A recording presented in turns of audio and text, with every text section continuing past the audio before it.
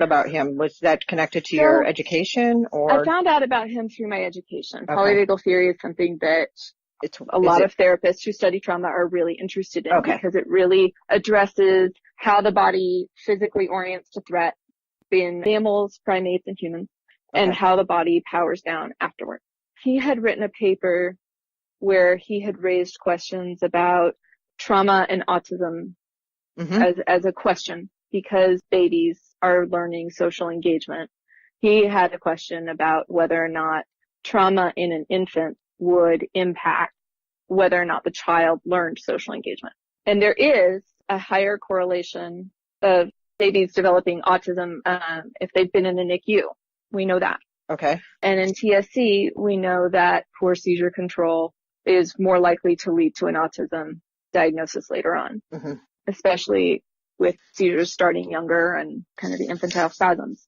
So I don't think we know, and I don't know, whether or not the symptoms that we're seeing are organic to TSC, as in the genetic disorder caused these symptoms, or whether or not somehow the experience of having these seizures and of going through the medical emergencies and all of the medical intervention and the sedation and all the things that are typical to what our kids experience in childhood, whether or not that is traumatic to them. Yeah. Right?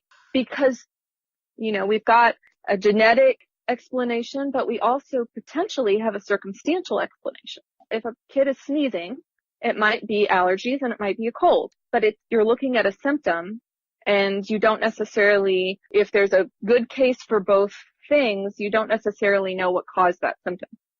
Right. And so one of the things that I feel passionate about is about looking at trauma in TSC, just because our kids are experiencing a lot that might impact them from a shock trauma perspective. And shock trauma is basically looking at physical threat. I've often wondered that. I think about TSC, obviously, I think about it a lot, about how much is related to like exactly what you're saying, but I don't have any of the medical or the educational background to really dig deeper. So I am just really fascinated and encouraged by your ability to start to think about on this level and bring this conversation to the forefront, because I think it could be really helpful. What I do know, and not could be, it is helpful. A study of one means absolutely nothing when it comes to any kind of study, especially when it comes to TSC, because TSC is so different from patient to patient. Yes. But when my daughter had her brain surgery, and she was completely paralyzed on the right side of her body following her brain surgery. So she went from walking to not being able to lift her head. She got 9 days of seizure control before the seizures came back, 15 a day again. Oh my goodness, that must have been tough. We added another 2 meds. We still were having 15 seizures a day.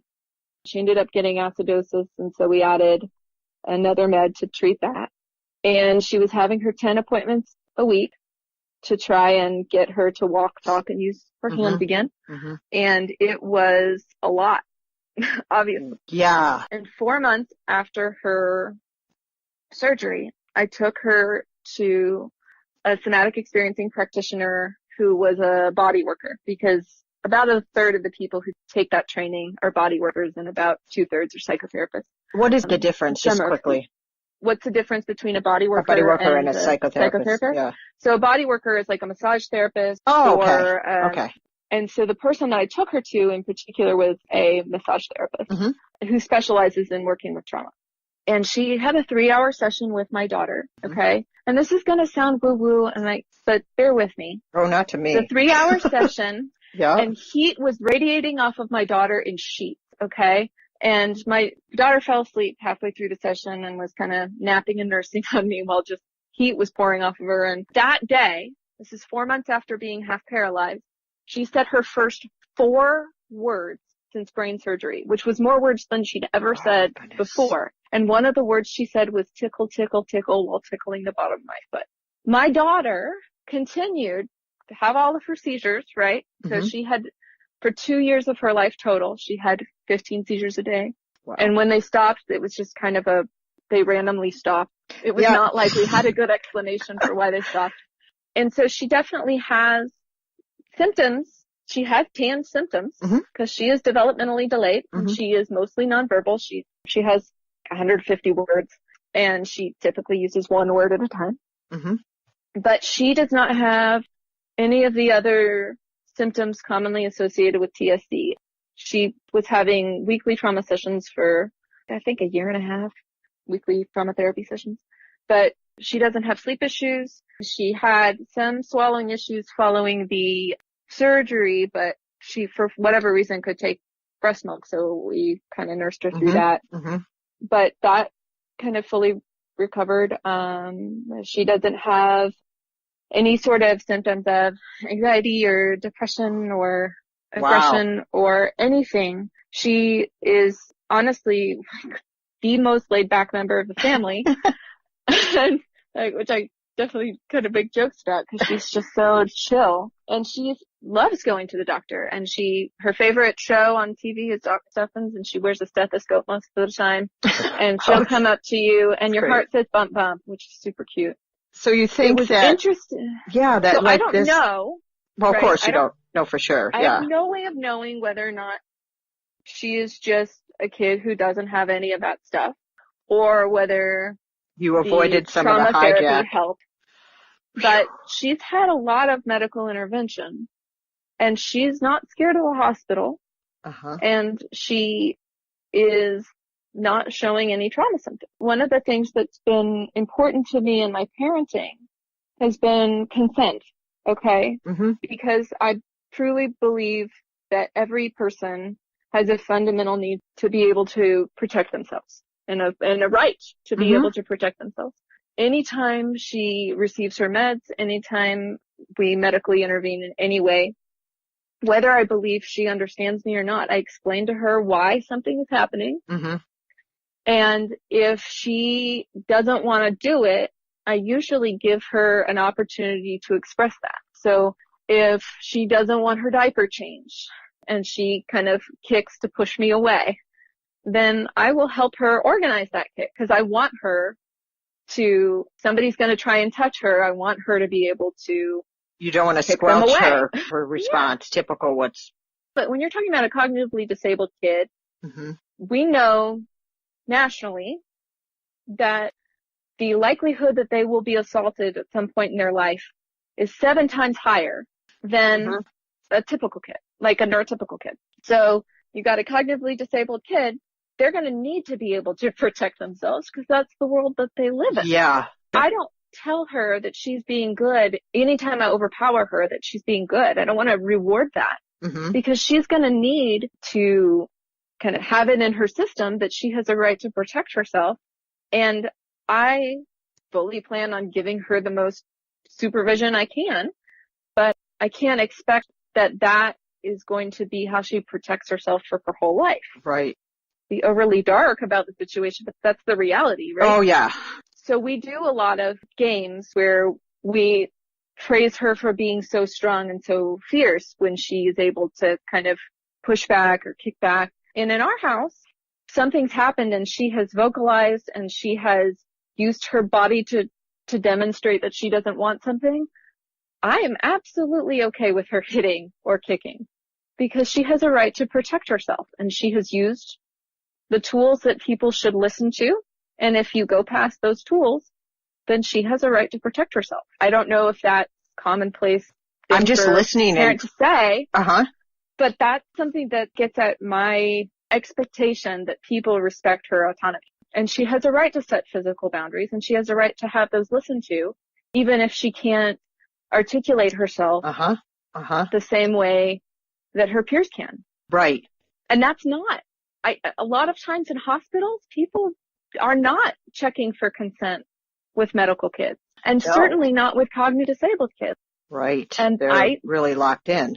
And ethically, I have a problem with that. Oh, yeah. Because that child has a right to say what happens to their body. If tickling is not going to kill you or, necessarily hurt you, but if I told you that periodically someone that you cared about was going to come up to you and tickle you, how would you feel? I would be annoyed and try to go away because I don't like it. Right. What if you were told you were being bad every time you protested getting tickled? Yeah, that just would mess with your head. If you were regularly held down and tickled, or had that experience a couple of times, and if every time you went into the same building without any sort of explanation, you didn't know what was going on, but you were held down and you were tickled, would that have an impact on your life? I think so.